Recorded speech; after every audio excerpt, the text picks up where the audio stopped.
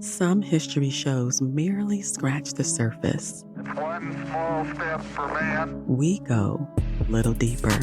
I regard myself as a soldier, though a soldier of peace. This is Deep into History. How deep do you want to go? Deep into History is independent and proudly listener-supported. To support the show, go to patreon.com/deepintohistory, directly on Spotify, and soon on Apple Podcast descriptions. And to all of my subscribers, I salute you and thank you from the center of my being. This is Deep into History. And I'm your host, Arjun Hundal.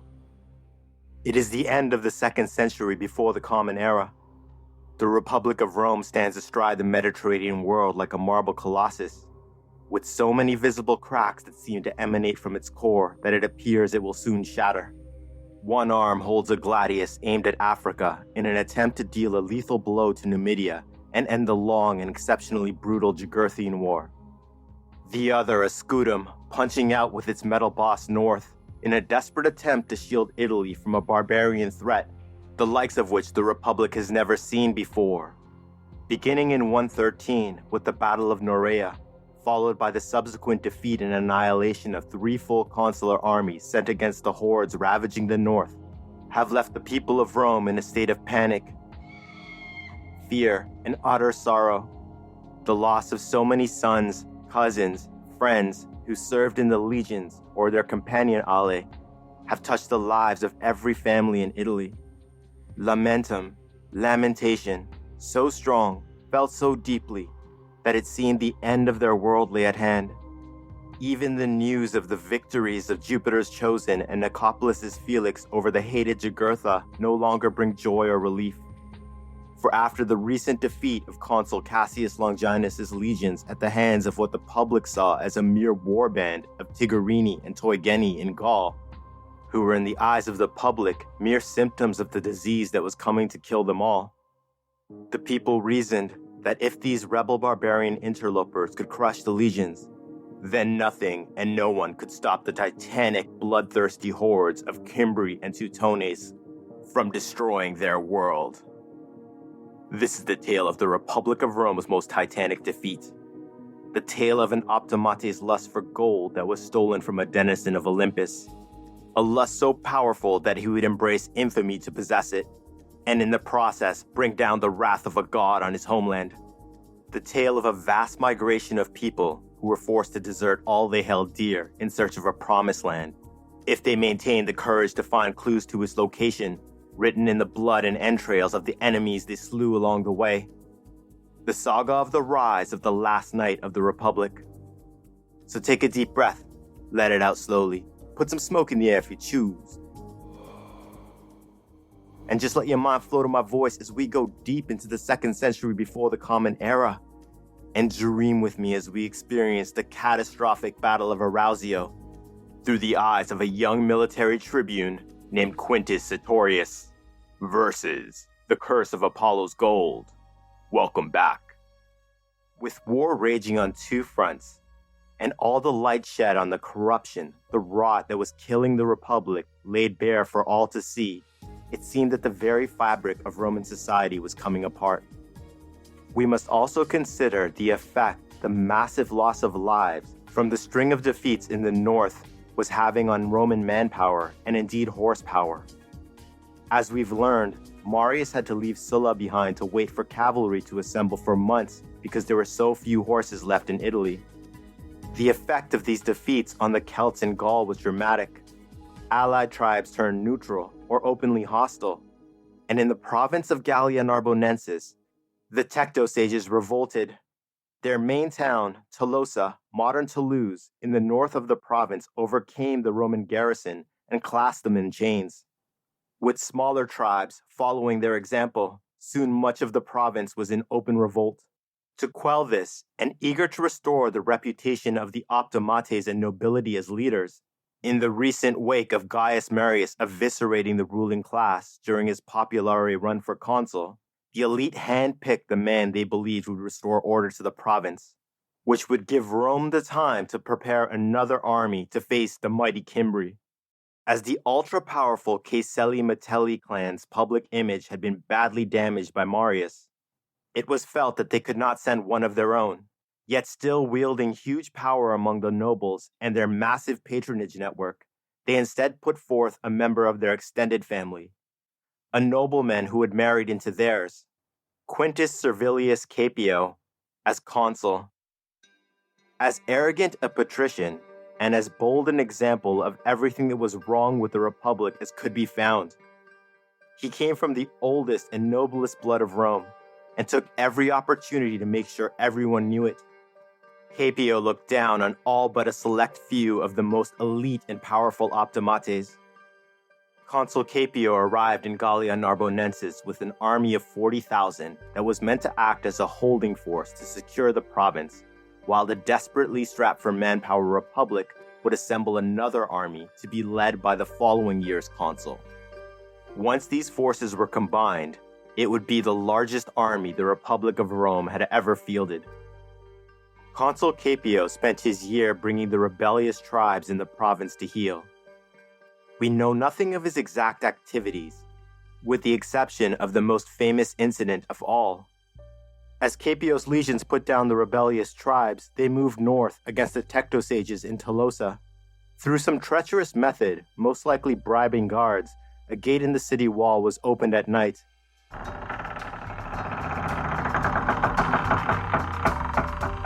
And his legions poured into the ancient stronghold. The sack of Tolosa was brutal. The surviving Tectosages begged the Romans to take all they had, but to leave the sacred temple of Apollo untouched, as he was a god to the Romans as well. Thus all that lay within belonged to their god. The gates of the temple of Celtic Apollo had been barred with huge wooden beams.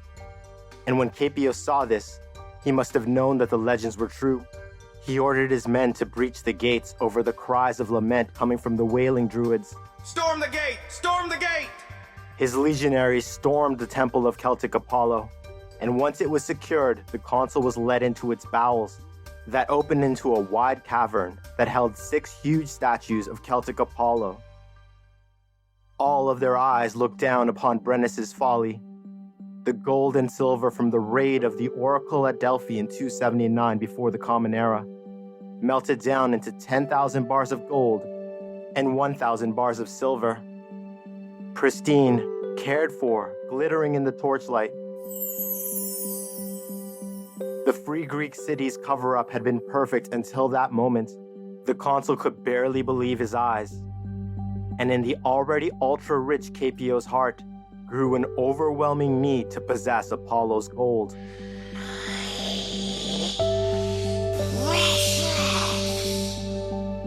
All of that preciosus aurum, precious gold, which he immediately began plotting how to steal for himself. He could not simply take it. Far too many legionaries had seen the treasure already, and a few of his officers, like the tribune Quintus Sertorius, were novus homo, Marian populare scum, who would write back to Rome of this momentous discovery. So instead, he took the lead, wrote to the Senate informing them of the discovery and that the legends of Brennus's raid were true. As the Romans indeed worshipped Apollo, the Senate unanimously voted that the treasure must be returned first to Rome, then be escorted back to the temple of Apollo at Delphi where it belonged. Thus, Consul Caepio was ordered by the Senate and people to return all of the treasure safely to Rome immediately.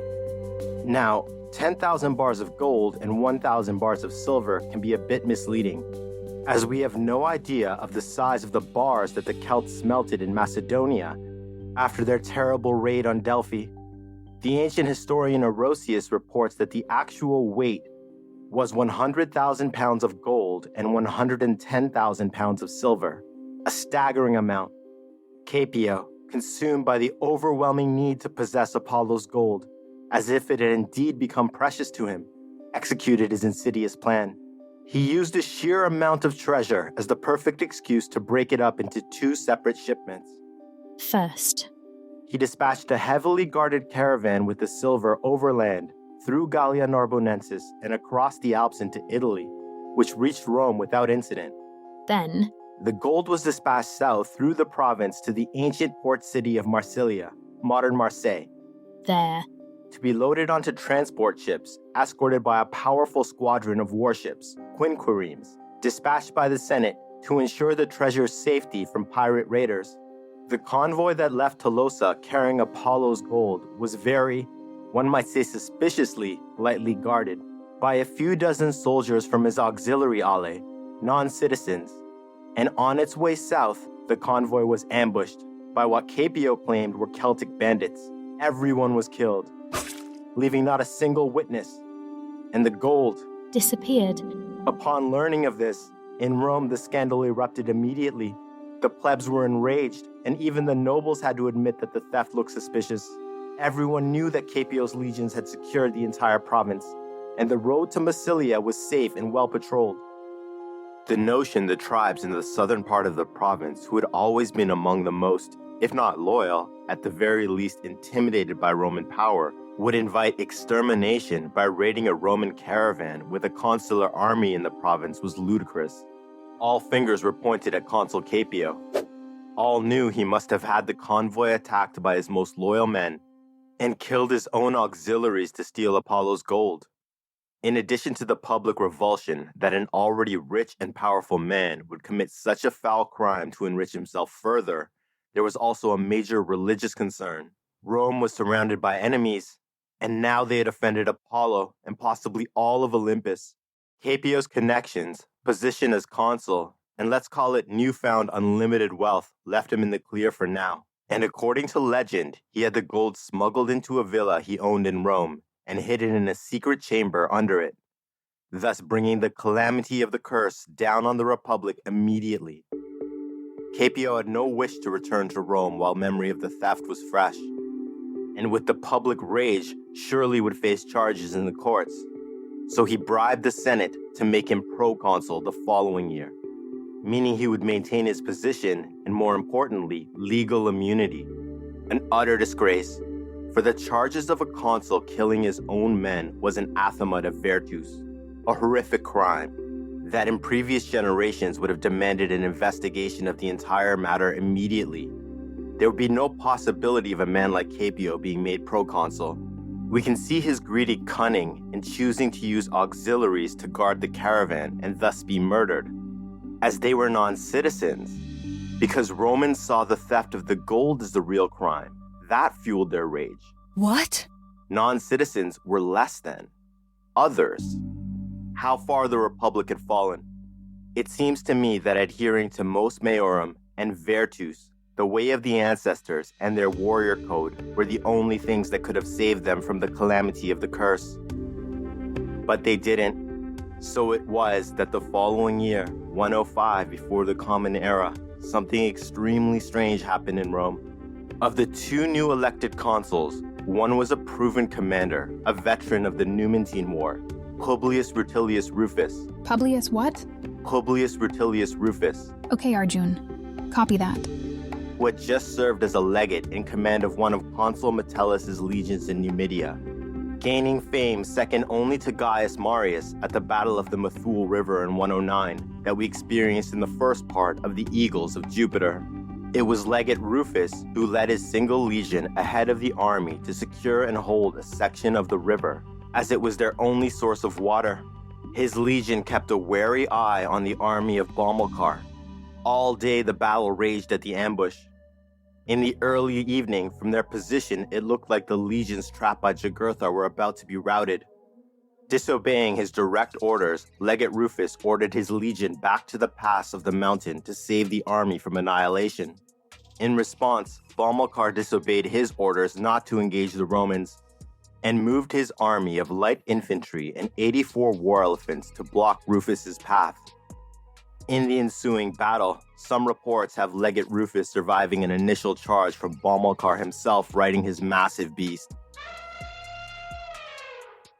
And after he was repulsed, Legate Rufus led his legion on to destroy Bomilcar's army utterly and kill or capture all but 8 of Jugurtha's original 84 war elephants. An epic victory and a savage blow to Jugurtha's war effort. By any metric, he was an experienced and very competent commander. The other consul, Gnaeus Mallius Maximus, was a novus homo, a new man like Gaius Marius. And though a skilled populari politician, he had little experience in battle and none in commanding legions. In an act of sheer insanity, because Rufus admired Gaius Marius as a warrior and spoke highly of him in public, the optimates in the Senate gave the command to Maximus, while Rufus was tasked with dealing with local political matters in Rome. Seeing this terrible mistake, the tribunes of the plebs went to Consul Rufus and begged him to take command of what would be the most colossal army the Republic had ever fielded against a dire threat. They were prepared to wage a political fight with the Senate on his behalf and shamed them publicly for so irresponsibly handing the war against the Cimbri to a man with no experience. Perhaps feeling wronged, slighted, or perhaps because it was genuine, Consul Rufus told the tribunes that he had seen enough of war and shed enough blood for the Republic. He was content to do as the Senate mandated and remain in Rome. Calamitas. Calamity. So it was that Consul Mallius Maximus arrived in the province of Gallia Narbonensis at the head of an oversized consular army, with the addition of several auxiliary alas, and once combined with proconsul Capio's army, would bring Roman strength to at least 120,000, though the number may have been higher. A huge commitment, and maybe the largest army the Republic of Rome ever fielded. And if not, it was at least as large as the army that was decimated by Hannibal at the Battle of Cannae in 216 BCE. Almost immediately upon his arrival, the consul received reports that the Cimbri had reappeared from their strange wanderings, were in southern Gaul, and were making their way directly towards the province. I cannot overstate how much of a strain Roman manpower was under, at its breaking point, and this massive army was all that stood between the Cimbri and all of Italy, even Rome itself. The Republic had to win. As Consul Maximus's legions neared Capio's position on the opposite bank of the Rhone River near the town of Arausio, modern Orange in southern France, he saw that in addition to his legions, Capio's camp was nearly surrounded by a virtual town of some 40,000 camp followers. These were people who moved with the legions on campaign to make their living by providing services, everything from sex work, food, metalworkers, slave traders, battlefield scavengers, and more. Their presence, let alone on this scale, was always indicative of badly led legions that lacked training and discipline. Calamitas. Calamity. Consul Maximus sent orders to Capio to bring his legions across the Rhone River and combine their armies so that they would be ready to face the Cimbri when they arrived. It was imperative for such a massive host to begin training together, learning signals, dispositions, and commands, or they would be impossible to manage on the battlefield. Capio refused, saying that he, who was of the noblest blood of the Republic, would not take orders from an up-jump and inexperienced pleb like Maximus. This was illegal under Roman law. A consul outranked a proconsul in any situation. It got worse when Consul Maximus went to his camp to plead with Capio in person. In the command tent, Capio insulted Consul Maximus relentlessly, mocking the consul's low birth and insulting his family. Red-faced, he returned to his camp and wrote to the Senate begging them to order Capio to relent. Again, if the Senate had selected Consul Rufus, the proven warrior with a reputation, though also a plebeian who was the first person in his family to attain the exalted rank, I believe Capio would not wish to cross him, let alone dare to insult him. And because of his stature, if Capio did act the same way, Rufus had the respect of the legions, and if he ordered Capios to combine with his, I have no doubt they would have obeyed him. Calamitas. Calamity. The summer passed with still no cooperation between the legions. Consider the chaos and confusion of two large Roman armies encamped mere miles apart, operating completely independently, separated by the Rhone River, not cooperating or communicating in any organized fashion. All the while, the greatest enemy the late Republic had ever faced was moving towards them. Slowly, inexorably. First contact with the Cimbri occurred when a Roman picket force based on the western border of Gallia Narbonensis, consisting of a large contingent of legionary cavalry, that must have been of considerable size, as it was led by one of Consul Maximus's legates, Scaurus, a proven warrior and veteran commander. One of his border patrols encountered the lead elements of a vast Cimbrian horde emerging from a forest. These Cimbri were the advance force that secured the path forward for the rest of the tribe coming behind, with their slow, steady, rolling wagon train that housed their civilization for dozens of miles beyond. Upon sight of them, the Roman cavalry patrol attacked, and the skirmish escalated into a general engagement when the entire Roman picket force came charging in support at the Cimbri. But once engaged, the seemingly limitless Cimbri swarmed and then surrounded the Romans, who were utterly annihilated. A disaster by any metric, the news of which coincided with a direct order from the Senate, who, after months of pleading from Consul Maximus, delegations, negotiations, finally sent a command for Caepio to cross the river Rhone immediately. This could not be ignored, so Caepio moved. Yet instead of crossing the Rhone and moving south to merge his legions with the consuls on a wide plain at the bend in the river, selected by Maximus so that the huge combined army would have room to deploy directly beneath the walls of their camp, presumably constructed with artillery towers and wide palisades to deploy the ranged auxiliary units en masse to mitigate the numerical superiority of the Cimbri. We must presume this was his plan, because Consul Maximus was no Gaius Marius, so it is difficult to tell with the vast disparity in the quality and ability of the consuls and praetors of the late Republic. Yet ultimately it matters not, because Proconsul Caepio crossed the river Rhone with his legions, and directly opposite his former position, reassembled his camp, at least a mile away, positioning himself and his army between Maximus and the ever-nearing Cimbri, who were now in the province proper. However, the Cimbri did not come. They moved well into Gallia Narbonensis, but stopped short of provoking an attack from the two Roman armies.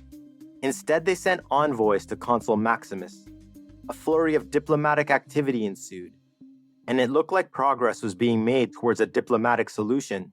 We don't know what agreement Consul Maximus was on the verge of making with the Cimbri, but consider this context.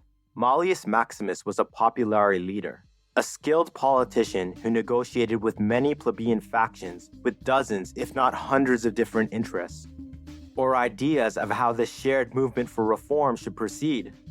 Satisfying so many factions meant that only a master negotiator would be able to rise up all the way to the consulship as a novus homo, a new man. And we know he had negotiated an agreement because on the evening of October 5th, Caepio received word, and from the walls of his camp beheld a party of very senior Cimbri chieftains returning to their camp in a jubilant mood, wearing garlands of flowers, signs of peace.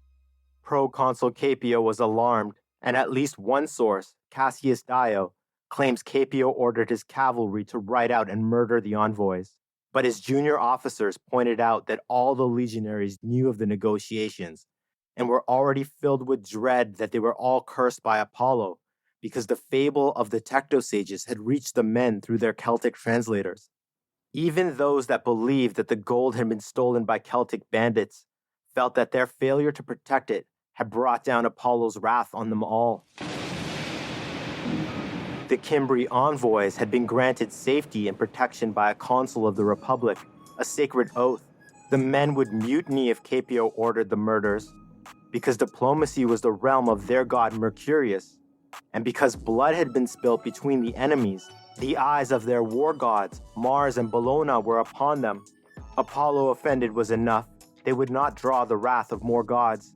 So they insisted that Proconsul Caepio go himself to Consul Maximus and find out what terms had been reached and return to inform them.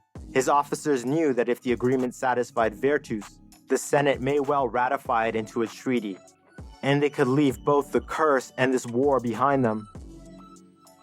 With no choice, Caepio rode to the consul's camp, burst into his command tent, and proceeded to loudly berate Maximus as a pleb with no right to speak for Rome. Followed by a litany of insults, uncharacteristically, Maximus yelled back and got right in Caepio's face. It got so bad that they nearly came to blows before they were separated by the officers who were present. Exactly the outcome Caepio had hoped for. When he returned to his camp, he informed his officers that there would be no peace, and that the orders were for the legions to ready themselves to attack the Cimbri at dawn. The next morning, his men had no idea that Caepio was acting alone. His intentions seemed clear. If Consul Maximus made a treaty, the credit for removing the threat would be his alone.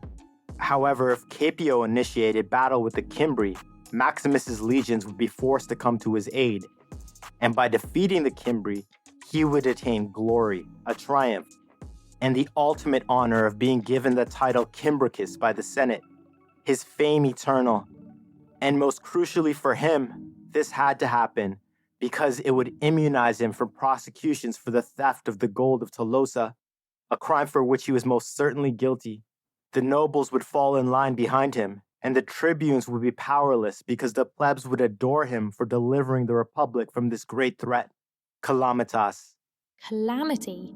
The sources for the battle are very few, fragments from ancient historians that offer little and exact detail. However, I've pieced together the events as best I can with all that is available. At dawn, Caepio's legions marched out of their camp to form their battle formation. As even the most disciplined legions took time to form, to ensure that the battle happened on his terms, he sent his cavalry to assault the Cimbri in their camp a few miles away, to provoke them and lead them back directly into his battle-ready legions. Consul Maximus had no idea that this was happening. His view of this situation literally blocked by the walls of Caepio's camp and the veritable town of camp followers that surrounded it. It was only when a rising dust cloud became visible and the distant cacophony of hundreds of thousands of Cimbri warriors came from the far horizon beyond Caepio's camp that Maximus was alerted and hurriedly ordered his legions to deploy for battle. It was too late. There was no time. The Romans were now facing the awesome charge of the Cimbri as two separate armies. Even united, they would have been outnumbered at least 3-1. Calamitas. Calamity. Unfolded. Caepio's legions were the first to feel it. The front line crushed by the sheer shock of the disciplined charge of the massive Cimbri warriors, kept in line by a chain that went through each warrior's belt in the first rank, keeping perfect order so that the awesome impact of the charge of the wall of ironclad giants was felt everywhere at once.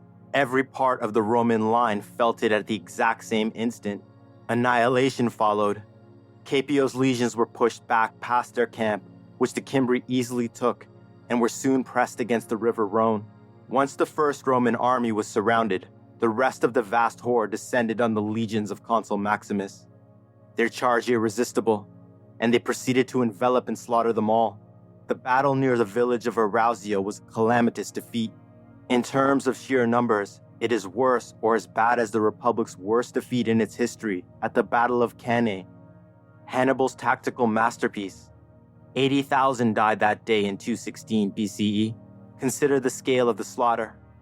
What the battlefield looked like, sounded like, as men surrounded, crushed so tightly together that they could not raise their gladii to fight, helpless, waiting to be cut down by hand, sword, or spear.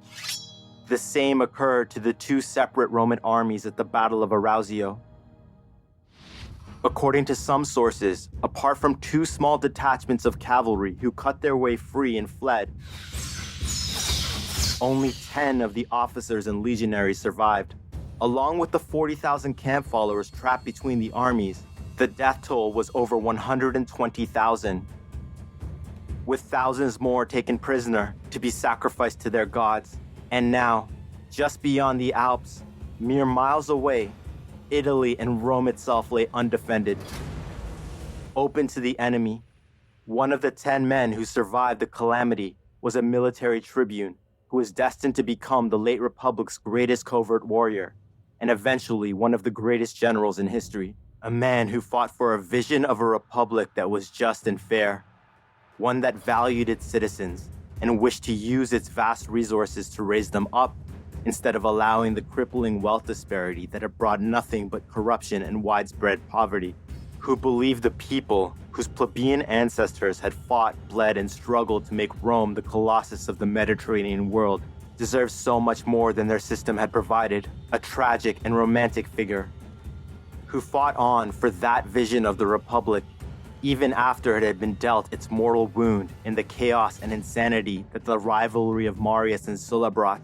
The class struggle had been warped, twisted, and corrupted by false populists and demagogues, and the optimates, more united than they had ever been, unified in one goal: to maintain their wealth and expand their power, making reform impossible. Still, this rebel general fought on, inspiring the locals of his rebel province in faraway Hispania, dreaming his revolution would spread like wildfire, a last attempt to save the Republic. What makes his legendary life even more enchanting is that he was beloved by the goddess Diana, always sought her counsel, and fought his battles with the skill and cunning of the huntress. I will tell his epic tale in full in an episode towards the end of Verses called The Last Night of the Republic, but it gives me great pleasure to start his legendary history here.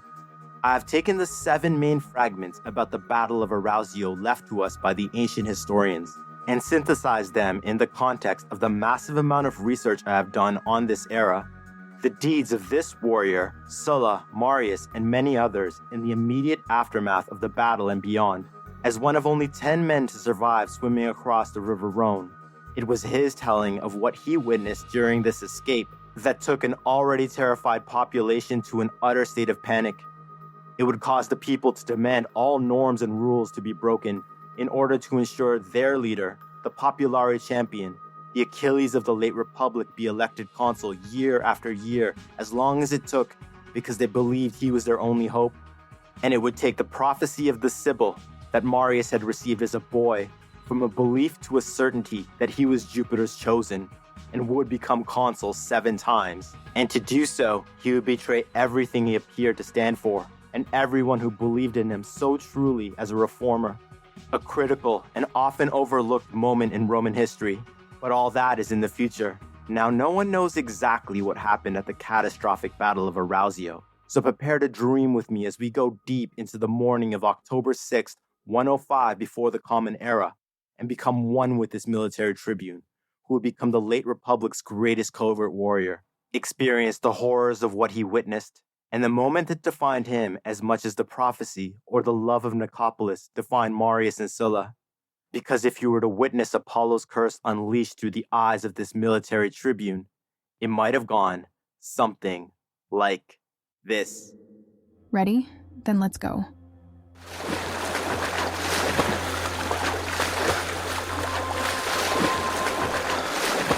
You are swimming for your life. Every muscle in your body burns as you fight the weight of your armor pulling you down into the depths of the swiftly flowing River Rhone. The gasps of air you are managing are barely enough to sustain you, and your lungs and chest ache badly. It is only your childhood spent swimming in the lakes and rivers around your hometown of Nusa that give you any chance against the chill current of the roiling river. When your ears alternately break the waterline as you turn your head with each measured stroke, you hear screams of wounded and dying Romans, accompanied by frantic, almost alien chanting rising above it. The Cimbri warriors battle him to their war god. It all seems perversely in rhythm with the clang of steel cutting through mail, impacting Scutum and Gladius from the few legionaries who still live trapped against the river. Trapped because they were unable to swim. The thought of the calamity that you had just been a part of keeps you going because it is your duty to warn the Republic that nothing stood between Rome and the coming barbarian onslaught. You feel your body nearing the end of its endurance. And though the cold river had numbed the pain, you knew you were losing blood from the wounds you had sustained in battle. The cacophony of the slaughter continues while you desperately try to keep moving forward. Finally, your hand slaps mud just under the waterline in front of you, and you thank the gods that you made it to the far bank. You spend all your remaining energy to pull yourself to your feet and run to the cover of the nearby tree line.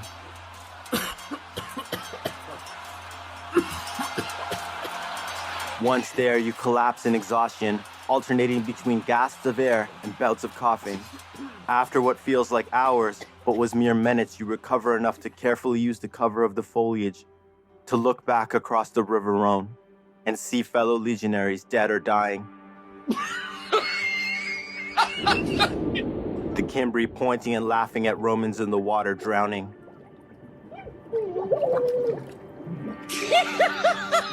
Being pulled under by the weight of their armor, the sickening sight of hundreds of hands breaking the surface of the water in a last desperate attempt to swim causes you to avert your gaze. Further down the river, you can only see the backs of the Cimbric horde enveloping the legions of Consul Maximus. You bring your eyes back to the Cimbri across the river for you, searching for any indication that you had been seen. No one seems to be looking at you or pointing in your direction, which means you have time, at least a little. So you drop behind a tree and allow yourself a moment to breathe and think. The magnitude of the loss of your entire army sinks in. To Hades with Capio and his Optimati officers, but the men. You had lost so many comrades this day. Your first command as a military tribune, a sacred duty. Your first step up the Cursus Honorum, the Sacramentum, your oath to defend the Republic you had just failed. Shame nearly overwhelms you for a moment. But then you feel a burning coming from the center of your being, and what should have been a scream of rage and frustration comes out as a sobbing gasp. As the anger at the idiocy that you had witnessed at the hands of Capio, Maximus, and the Roman Senate comes out of you, and you are flooded with memories. In the first year of your service, Capio stole the gold of Tolosa, killing his own auxiliaries in the process. An open secret in the legions. Then, to shield him from prosecution, the corrupt idiots in the Senate granted him proconsular imperium, which technically ended on this side of the river, creating a legal loophole that allowed Capio to deny Consul Maximus his command and combine their armies.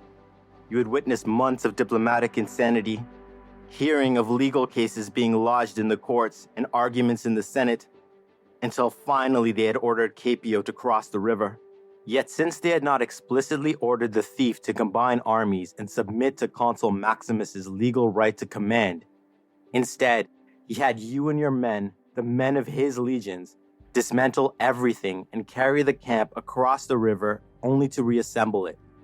A separate camp, away from the legions of Maximus.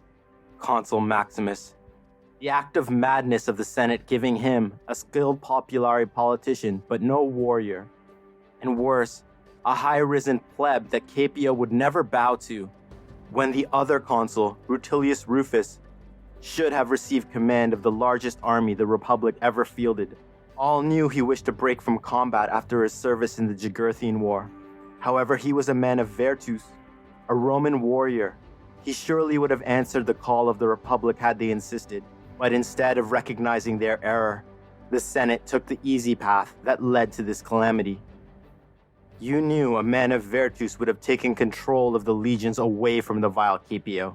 A man like Rufus would have killed Capio for hurling the insults he had at Maximus at their first meeting alone. You swear to yourself that you will support any charges against Capio for the theft of the Tolosan gold, his conduct as consul and proconsul, arrogant, corrupt, and greedy. Capio is quite simply the embodiment of the worst Optimate traits personified, because what transpired next in your mind made true the constant warnings and pleadings of the Tectosages, that the treasure was the gold of Brennus, cursed by Apollo, and that it must never leave the gaze of his 6 statues in the temple in Tolosa. To the then consul Capio, it meant nothing, but you spoke Celtic. Your mother Rhea, a priestess of Diana who raised you, insisted you only speak Celtic with your slaves, their language.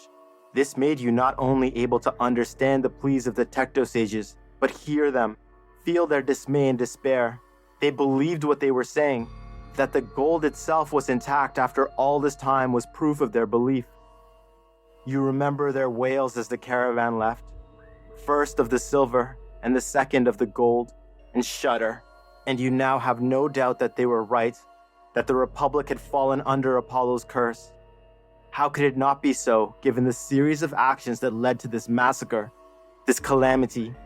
Even after the powerful legionary cavalry force Consul Maximus dispatched to scout and secure the border, under the command of Legate Scaurus, was obliterated, Capio had refused to unite the armies.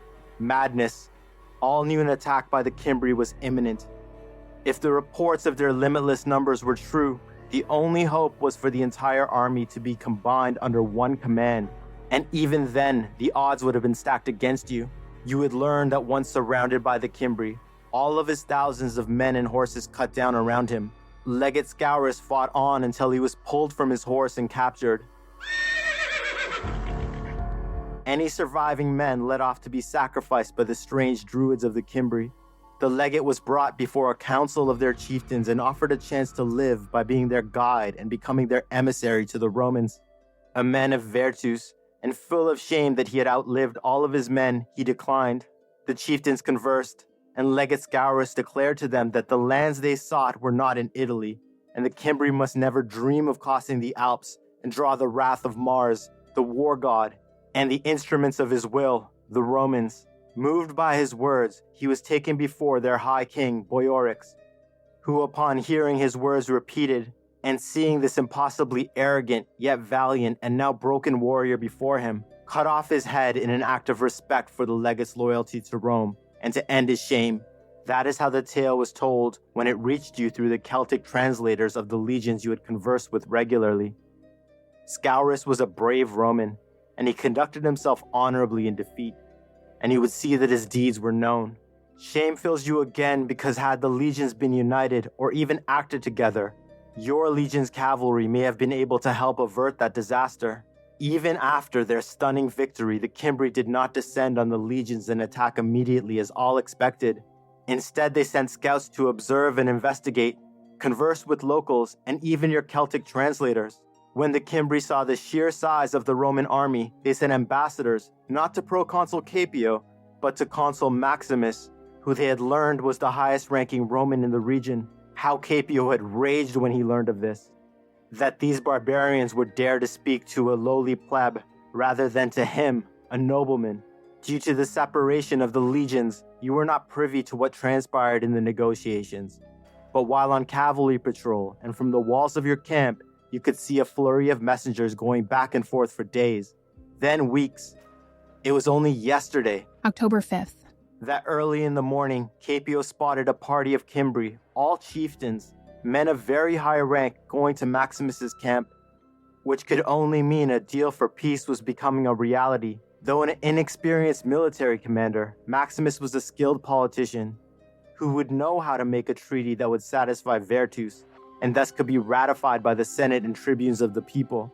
With the threat of the Cimbri gone, Caepio knew he would have to answer for the theft of the gold of Tolosa when he returned to Rome. The only thing that he believed would protect him was a glorious victory, followed by a triumph, along with his marriage into the Caeceli Metelli clan, would ensure that at worst he received a slap on the wrist for the theft and the murder of his own auxiliaries. Now, the benefit of hindsight had proven what you had suspected at the time, that Caepio lied upon returning to your camp from his meeting with the consul last night, when he declared that there would be no peace, and the war was about to begin anew, and the night was spent preparing his legions for battle. Today at dawn, he had ordered his cavalry, of which you were a tribune in command of a squadron, to assault the Cimbri's camp while the legions assembled. He had sent no warning to Consul Maximus. The cavalry assault was a disaster. The Cimbri weren't the barbarians Caepio thought them to be. They had pickets, patrols, scouts for miles around their camp. And before you reached it, the Cimbri knew you were coming, and came pouring forth just as you arrived. Their cavalry, with gleaming silver winged helms, strafing yours with javelins before moving off before you could engage, while the Cimbric horde assembled beyond them. Their chainmail glittering in the early morning light, the Cimbri were ready to answer this Roman treachery. Your cavalry assault was repulsed with horrendous losses. It happened so quickly that you were barely able to process the decimation of the men under your command. The unending rain of javelins and projectiles had men and horses dropping around you like flies. You were wounded just as you heard the trumpet signal to retreat.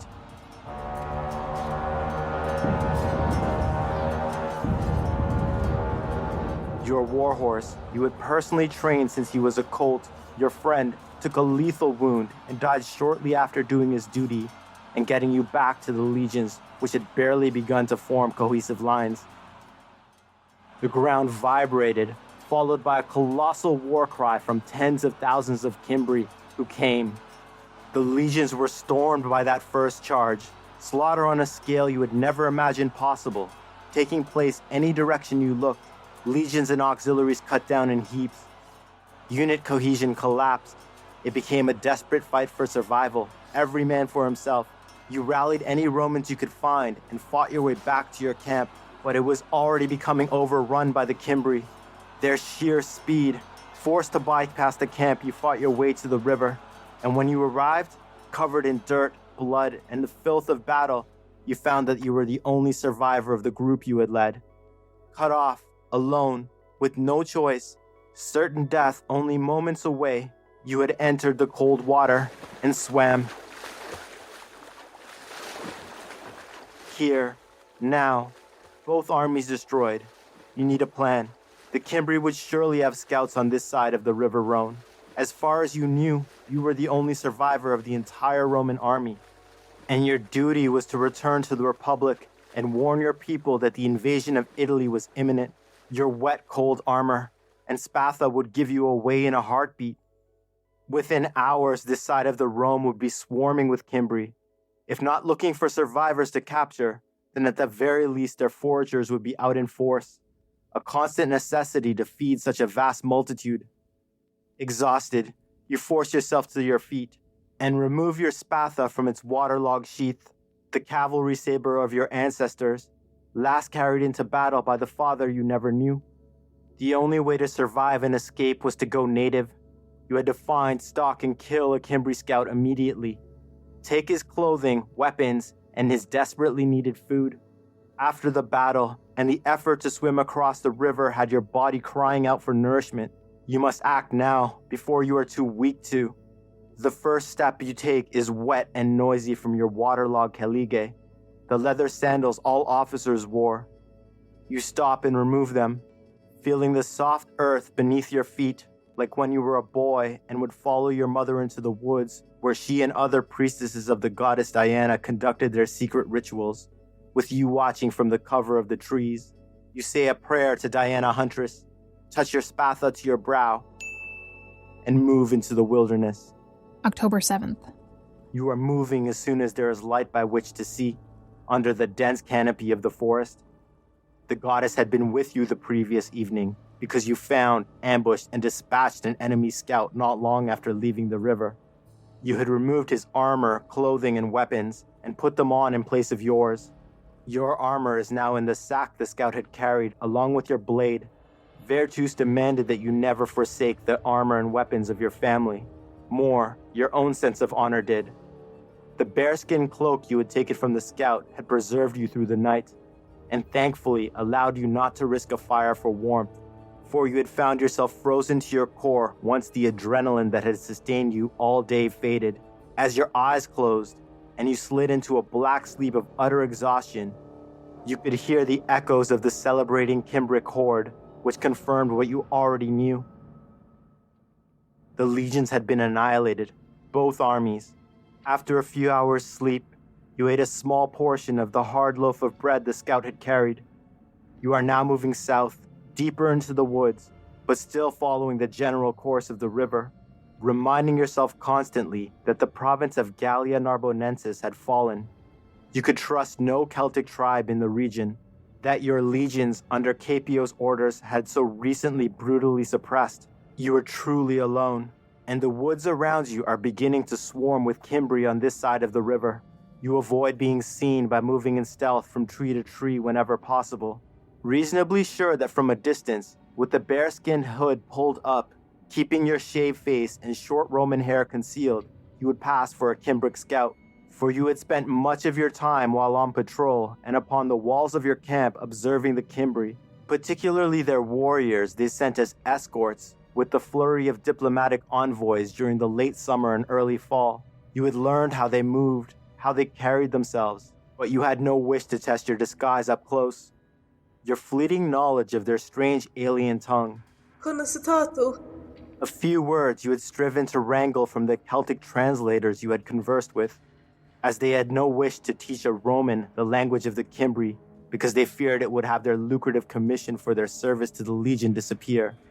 They were right, of course. The greedy officers would gladly be rid of them, and split that sum among themselves without ever telling the quaestor, leeching the resources of the Republic in your generation's most desperate hour.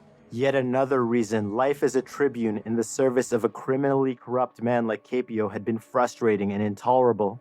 You swear that you will learn their language when you get out of enemy territory, even if you have to return alone to capture a Cimbri yourself to discover their secrets.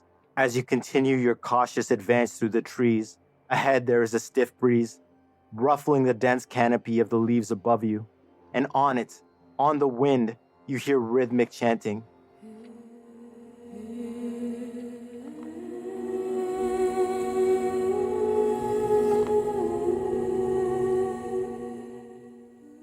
With what you suddenly realize are hints of high-pitched, horrific screams of terror. A sickening dread overwhelms you as you recall the reports of the fate of any enemy captured by the Cimbri from the survivors of the Celtic tribes that had chosen to fight against them. The reports Capio and his officers had laughed off as ridiculous. Recalling those horror stories now, even knowing now that they were true, even after having just survived the sadistic combat on the bloodiest battlefield in the history of the Republic, you bring those stories to mind to brace yourself for what comes next. After cautiously advancing a few hundred paces, you stop and peer through a dense picket of bushes. Beyond, the woods open to a clearing. Your eyes are drawn to the distant horizon, with the sun glinting off the flow of the Rhone River.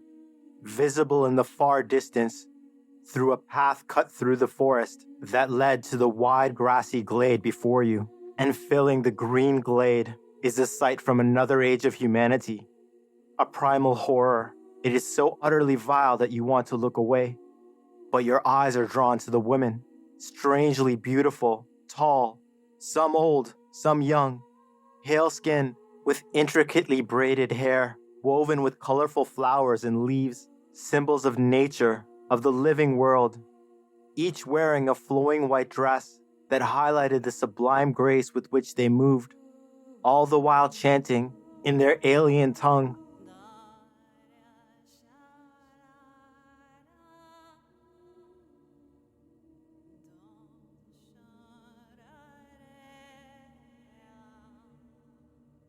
To which you sounds demonic, but when you see their faces, to them it is as if they are singing the sweetest song. They were magnificent. They could only be the fabled witches of the Cimbri, powerful druids and leaders of their people. Their beauty and grace, a sharp contrast to the atrocity they were in the process of conducting. They had constructed a huge altar, as large as any temple in Rome, save for that of Jupiter Optimus Maximus. Being led to it were captured Roman legionaries and what looked like many camp followers in a long line that filled the path all the way down to the glittering Rhone. Rows of gigantic Cimbri warriors boxed them in on either side and moved them forward at sword points.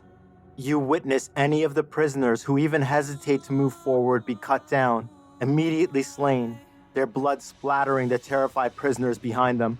Once at the altar, they are forced up wooden steps to the stage of this affront to humanity. You count them. 20, 40, 80, 100. 20 prisoners at a time, lined up, who are then bludgeoned across the back of their heads with clubs wielded by these women. Then, they are rolled onto their backs. Though knocked senseless, you can see most are alive, at least at the edge of consciousness, just before they are descended upon by these deranged forest nymphs from the depths of Hades, who use daggers to cut length and width across their abdomens, and then they are opened, their skin pulled back to reveal their insides. Only then do they slice their victims across their throats. Finally, mercifully murdered by these witches, you wish to look away and retch, but you force yourself to take in every detail so the people of Rome could know the threat they are facing. You force yourself to take a morbid fascination with the horror. To be defeated, these strange people must be understood. Dropping their bloody daggers, they reach into the bodies and pull out the entrails and begin studying them intently, as if they were reading a scroll.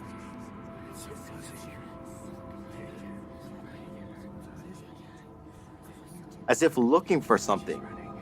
You have seen augurs and priests perform their sacrifices, But this feels different. There is a purpose to this madness. Below the stage, other women are watching the rivers of blood flow down the altar through strange carved designs in the wood, which had been placed at an angle so they formed a path for the endless flow. They too stared at the blood as if reading something in it. As soon as they are finished their readings, slaves carry off the bodies, and the process is repeated over and over And over. The casual efficiency of this mass human sacrifice was unnerving, made even more so when it was broken by moments of glee.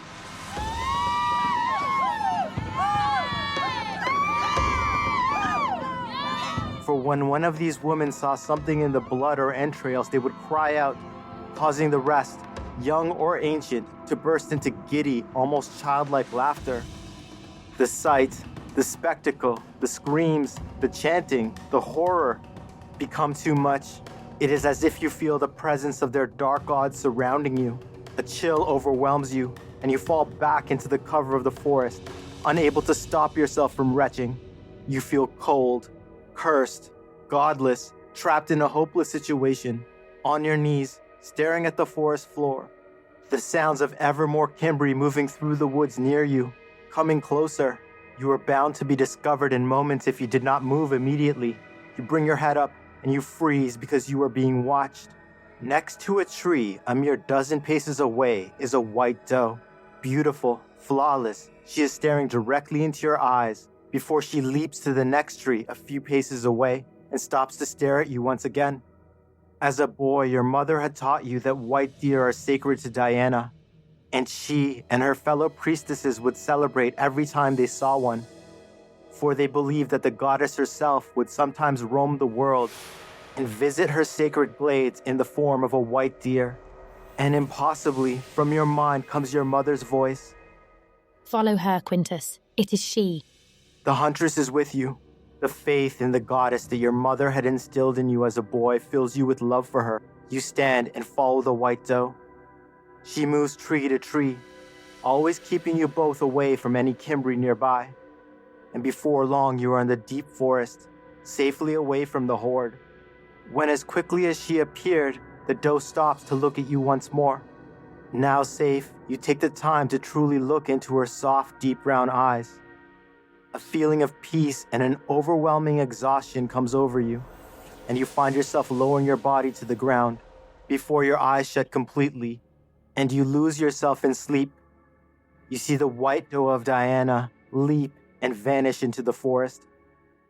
When you wake the following morning, she is gone, though the feeling she inspired in you, that no matter how bleak the circumstance, there is always a way out of it, a way home, is a lesson you mean to keep with you forever.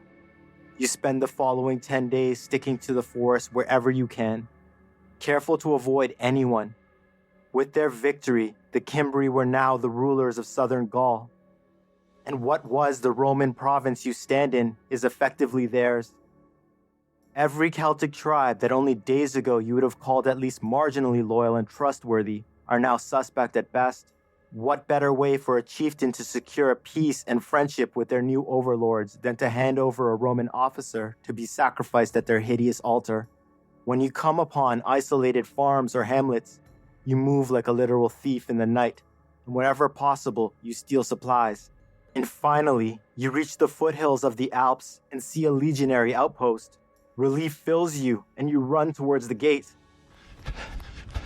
As you near, you hear yells of alarm, and every sentry on the two towers have drawn their bows. Along with the creaking sound of scorpions being moved to be aimed at you, realizing your peril, you stop. Of course, your disguise. You have gone native. To them, you are a barbarian. You take the heavy sack from your back and place it in front of you, undoing the string so that it falls away, displaying the armor and weapon of your ancestors, and step away, ensuring that they can be seen from the walls of the fort. Then you speak in a loud, commanding voice. I am Tribune Quintus Artorius of the legionary cavalry of Proconsul Quintus Servilius Capio. I escaped the slaughter after the battle near Arausio, and to my eternal shame, all my men are dead. I disguise myself and witness horrors that the Republic must know of. I believe that is why the goddess helped me. Curious, You pause for an instant to look at the reactions of the men on the walls. Common legionaries, plebs, having had an excellent and proper though rustic education, you lack the Greek component that was so vital to be perceived as eloquent among the nobility and equestrians in Rome. But your oratory skills are vast when you speak to the common people. The men on the walls are listening intently, and most begin to lower their weapons. You pick up your spatha and say, "I fought on the battlefield until the last instant. As proof, I have brought my ancestral armor and blade. The blood and bile washed away by swimming across a mighty river with it on." You remove the bearskin cloak, and then the cloth and crude leather armor you had taken from the scout. You hold out your arms to the side and rotate in place to show your wounds are all in front, meaning you never turned your back to the enemy while in battle. I ask all of you to stand witness that I am still a son of the war god, and my virtus is intact. Nearly as one, the legionaries salute. Orders are shouted, and the gate is swung open. You pick up your gear, and as you near, you are met by the centurion in charge of this outpost. You order him to give you a horse. Give me a horse. This I demand. Informing him how vital it is that the Senate learn of what happened at the Battle of Arausio. The grizzled veteran immediately agrees, but insists that you first bathe, shave, and have your wounds tended to properly. He is right. You were in what for now was Roman territory. It was time to look and be Roman again. Be what you were, a knight of the Republic. You accept and order that the Cimbri scouts' armor and clothing that had saved your life, the perfect disguise, be packed onto your mount, along with enough supplies for the journey to Rome. After bathing, while eating, you recount the events that led to the disastrous battle to the centurion. And after listening to you intently, he tells you that perhaps a week passed. News arrived at the outpost that 2 small cavalry detachments had survived the battle, one led by Consul Maximus, and the other Proconsul Capio. They had fled after leading their men to their deaths. Relative responsibility aside, you would see to it that both men were stripped of their dignitas forever, and that Capio pay for his litany of crimes. The true account that you would give to the people's assemblies would see to that. Then the centurion tells you that Gaius Marius had just been victorious in Numidia, had captured King Jugurtha, and was even now preparing to return to Rome in triumph after his legions. His army of plebeian scum, as Capio and his noble officers had referred to them, had declared him Imperator. An urgency fills you. Energy. The need to reach Rome becomes a fever pitch as you mount your horse, your ancestral armor gleaming in the sun after the men of the garrison polished it for you in a sign of respect. You find that with even all the greed, corruption, incompetence, murder, crimes, and perhaps even Apollo's curse that led to the calamitous battle, and the horrors you witnessed afterwards, impossibly, you are filled with speas. Hope.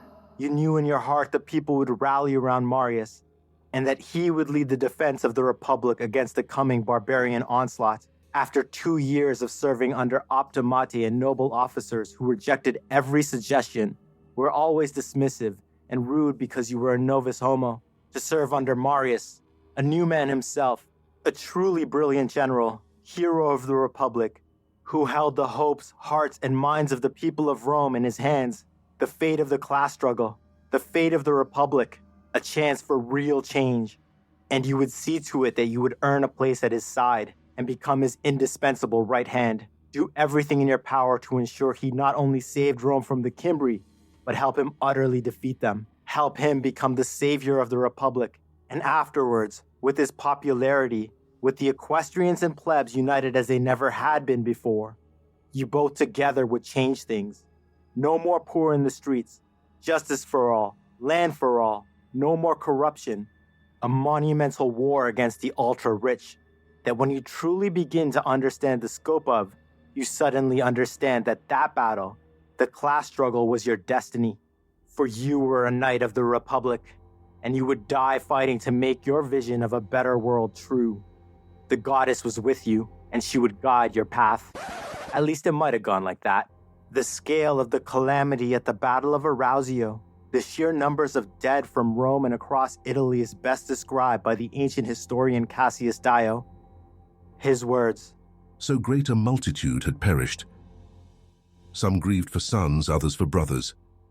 Children left fatherless bewailed the loss of a sire and the desolation of Italy, and large numbers of women, bereft of their husbands, were made acquainted with the sad fate of widowhood.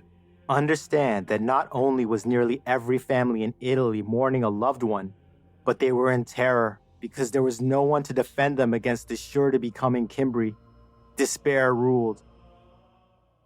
Even nearly every Optimate family had lost a father, son, nephew, or beloved cousin at the battle. The Senate and people had lost all heart and were stunned to inaction as the sole consul of the Republic. For upon his return to Rome, Maximus was stripped of his powers, virtus, and dignitas in the eyes of all Romans. Shunned, Consul Rutilius Rufus, a man of virtus, took up the mantle of leadership. Sensing that in Rome and across Italy, grief was turning into terror, the history of Brennus and his barbarians sacking Rome on everyone's lips, he went into action. The consul assembled the young men of Rome on the field of the war god and made them swear an oath not to flee, but to ready themselves to face the Cimbri. He sent orders to every port in Italy, banning the travel of any male under 25, imposing the penalty of death to any ship captain who accepted bribes to smuggle the sons of the rich out of Italy to avoid service in the legion he was desperately trying to recruit and train. He devised an ingenious method to turn his green recruits into legionaries. Consul Rufus owned and was a huge supporter of gladiators, so he ordered the Lanistas of Rome, the trainers of gladiators, to assemble with the recruits and to train his new legionaries as they did their gladiators, beginning with a more heavily weighted wooden sword and shield, practicing strike patterns on notched and marked wooden poles, and then simulated combat against fellow recruits. Excellent training, and this allowed Consul Rufus the time he needed to raise and scrape together and organize a companion ala and cavalry from the depleted allied cities of Italy. A large portion of an entire generation had died at the Battle of Arausio. So catastrophic a loss, it was a state of emergency, and Rome's manpower was at its breaking point. But then Speas, Hope. When news arrived that Gaius Marius and his legions of plebs had captured Jugurtha, ending the brutal Jugurthine War and conquering Numidia, the heroes of the African legions would soon be home. The people began to clamor, his name on everyone's lips, for in Marius the plebs could not help but see their champion returning to save them from this menace. Even the Optimates were encouraged, not at all for the success of Marius, but at the stunning achievements of the young quaestor Lucius Cornelius Sulla. Until recently, the scandalous Gladius of the Subura made the most powerful among them look on him very differently. He was one of them, of the oldest and most noble blood of the Republic. He had risen from nothing using any means he could, and though they disapproved of his methods, they began to see him as a patronus with a vast network in the plebeian world, a valuable asset in the coming class war with the populare, and they considered that if the plebs had indeed found their Achilles in Gaius Marius, perhaps they had found their Hector. As for the curse of Apollo's gold, I'll let you decide. Caepio would spend the rest of his few remaining years in Rome hated by the people, constantly fighting lawsuits and charges against him for the theft of the Tolosan gold, for which he would be punished and die in exile. His two sons did not long survive him. One died in a shipwreck, and the other in an enemy ambush while serving in the legions. The rest of his family remained fabulously rich and prominent in the last years of the Republic. His daughter, the educated and enchanting Servilia, became the long-term lover of Julius Caesar. And her son, Marcus Junius Brutus, Caepio's grandson, the last of his line, committed suicide after losing the Battle of Philippi on October 23rd in the year 42 before the Common Era, the date that many historians set as the day the Republic died and the nascent empire began to rise from its ashes. Thank you for listening to Deep into History. I hope you enjoyed Versus, The Curse of Apollo's Gold.